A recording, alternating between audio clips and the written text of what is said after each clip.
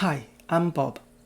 Welcome back to the 5 Minute Econometrics, an econometric tutorial focusing on fundamental concepts, estimation models, and identification approaches.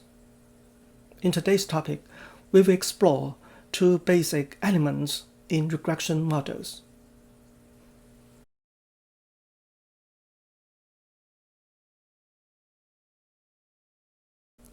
In a regression model of y equals beta 0 plus beta 1 times x plus mu, both x and y have multiple names.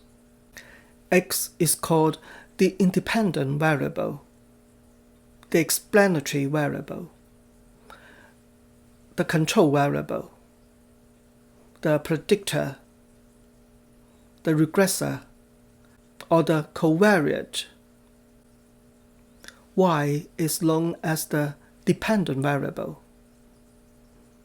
the explained variable, the response variable, the predicted variable, the regressant, or the outcome variable.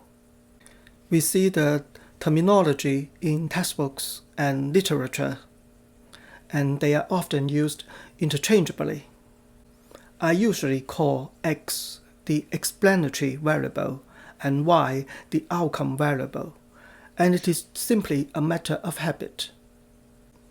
In a multiple regression model that contains more than one explanatory variable, I tend to refer to the variable of interest as the explanatory variable and the other variables in the model as control variables. For example, here is the model that relates hourly wage to years of schooling, age, gender, and years of job experience. I want to find the return to education, that is, the causal effect of education on wages. I will call hourly wage the outcome variable, years of schooling the explanatory variable, and the other three the control variables. The control variables are added to the model to help keep other relevant factors constant, so that the ceteris paribus effect of education on wages can be more accurately obtained.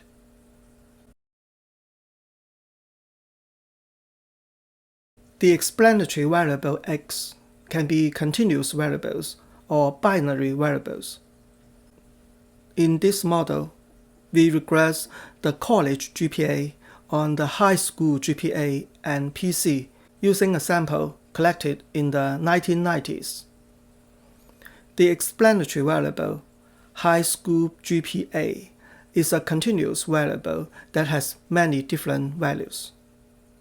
For the 141 observations in the sample, the value ranges from 2.4 to 4, and there were 16 unique values. The variable PC is a binary variable that takes only two values, 0 and 1. It equals 1 if the student owned a personal computer. It equals 0 otherwise.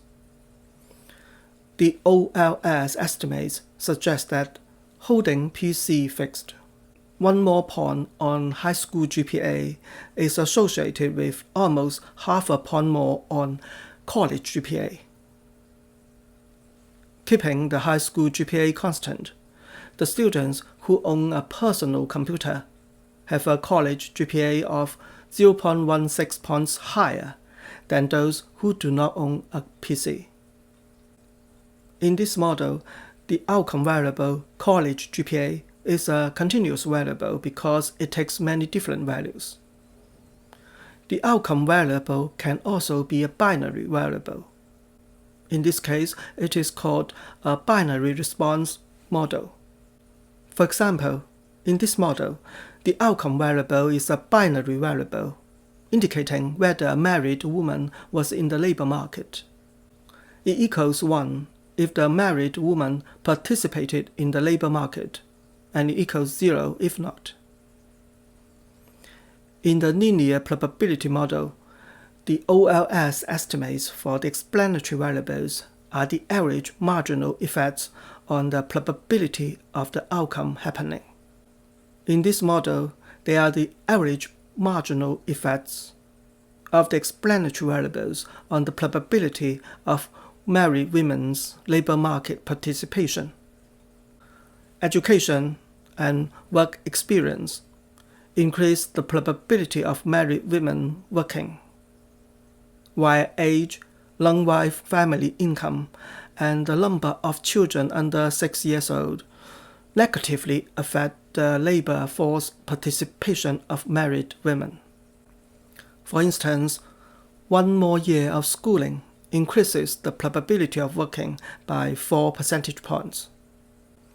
1 more kid younger than 6 years of age reduces the mother's labor force participation probability by about 28 percentage points on average, holding other factors constant.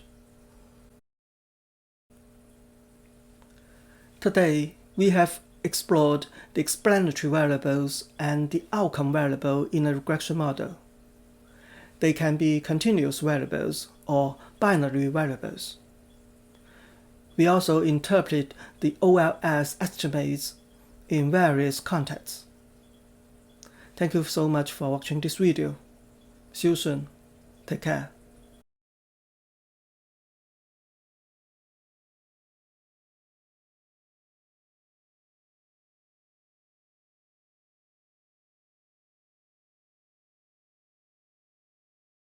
Thank you for watching this video and subscribing to my YouTube channel. See you next time.